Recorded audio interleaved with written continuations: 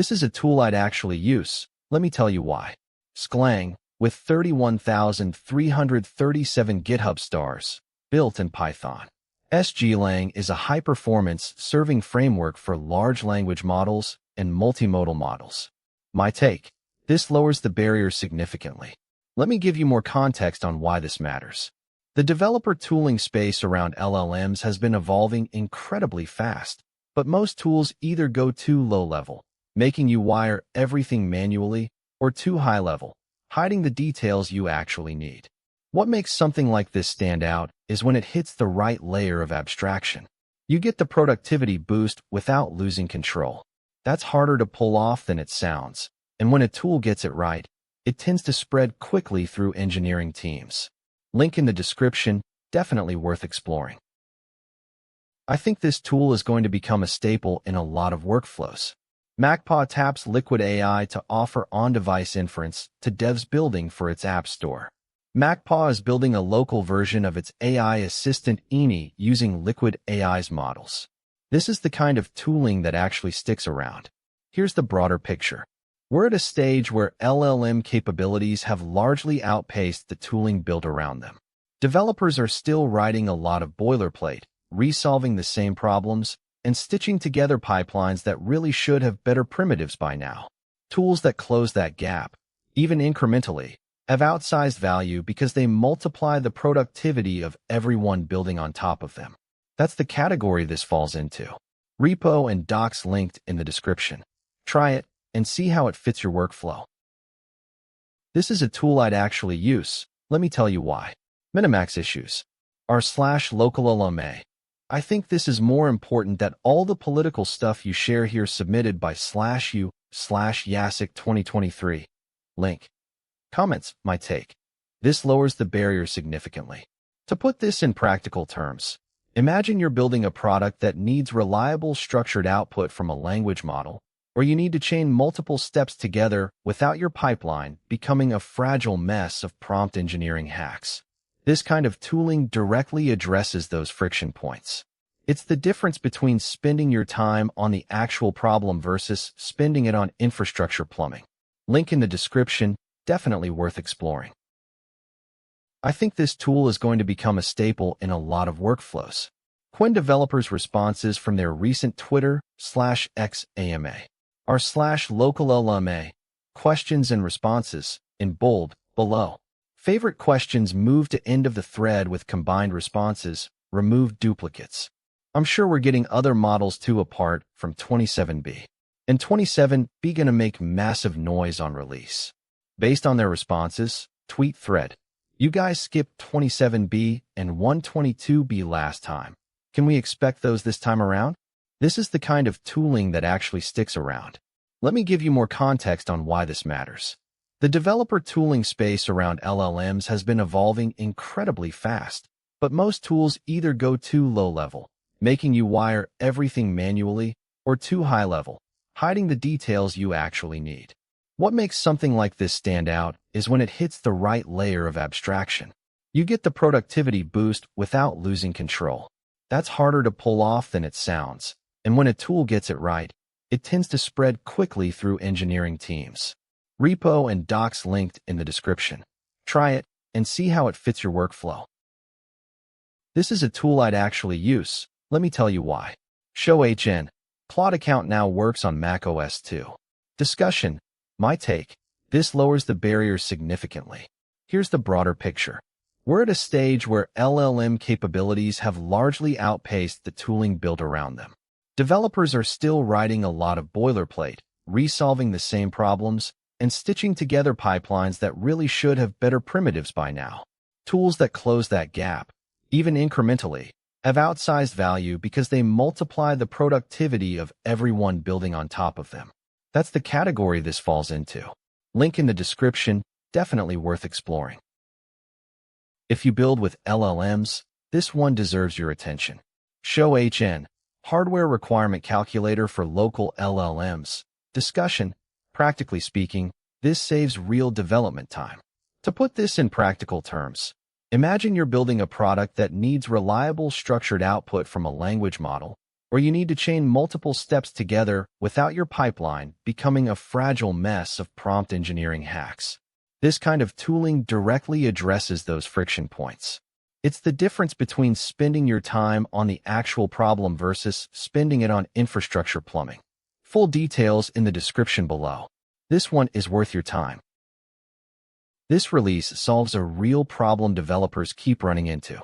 Google Assistant will disappear from your phone next month. Google Assistant's days have been numbered ever since Gemini arrived on the scene, and its time is now up. Google has announced that it will be removing access to Assistant on Android phones and tablets, along with paired devices like smartwatches or headphones, from September 4th. The announcement came in an email apparently sent to number 8230. The value here is in how much complexity it abstracts away. Let me give you more context on why this matters. The developer tooling space around LLMs has been evolving incredibly fast, but most tools either go too low level, making you wire everything manually, or too high level, hiding the details you actually need. What makes something like this stand out is when it hits the right layer of abstraction. You get the productivity boost without losing control. That's harder to pull off than it sounds, and when a tool gets it right, it tends to spread quickly through engineering teams. Check it out, link below. If you're working with LLMs, this fills a real gap. If there's one skill to level up on this week, this is it. Falkordb, with 5,309 GitHub stars, built in Rust. A super-fast graph database uses GraphBLAS under the hood for its sparse adjacency matrix graph representation. Our goal is to provide the best knowledge graph for LLM graph RAG. This is not theoretical. Teams using this are seeing measurable improvement. There's a reason techniques like this spread fast in teams that are serious about AI quality. Once someone on the team demonstrates that a simple change to prompt structure produces noticeably better outputs, it becomes standard practice quickly. The key is knowing which structural changes actually matter and why. This is one of them. It addresses a fundamental limitation in how models handle complex tasks by breaking the problem into steps the model can handle more reliably. Check it out, link below. If you're working with LLMs, this fills a real gap. This is the kind of pattern that makes your prompts actually work. Haystack, with 26,116 GitHub stars, built in Python. Open-source AI orchestration framework for building context-engineered, production-ready LLM applications. Design modular pipelines and agent workflows with explicit control over retrieval, routing, memory, and generation. Built for scalable agents, RAG, multimodal applications, semantic search, and conversational systems. The effort-to-improvement ratio here is genuinely high. Understanding why this technique works requires thinking about how language models actually process prompts. These models don't reason the same way humans do. They're predicting token sequences based on patterns in their training data. When you structure your prompts in a way that guides the model through intermediate reasoning steps, you're essentially scaffolding the prediction process so that it arrives at better conclusions. That's not a trick. It's aligning your input format with how the model actually operates under the hood. Worth a look. Description has the link and the repo. I've seen this approach come up repeatedly among the best AI practitioners right now. 7 chunking strategies that decide whether your RAG works.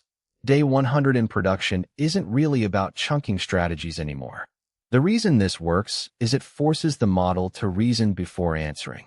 Understanding why this technique works requires thinking about how language models actually process prompts. These models don't reason the same way humans do. They're predicting token sequences based on patterns in their training data. When you structure your prompts in a way that guides the model through intermediate reasoning steps, you're essentially scaffolding the prediction process so that it arrives at better conclusions. That's not a trick. It's aligning your input format with how the model actually operates under the hood. Full details in the description below. This one is worth your time. If there's one skill to level up on this week, this is it. Turn Any CSV into an executive report with Python and AI. Learn to implement a repeatable pipeline that cleans a CSV, finds the story, and writes it up. This is not theoretical. Teams using this are seeing measurable improvement.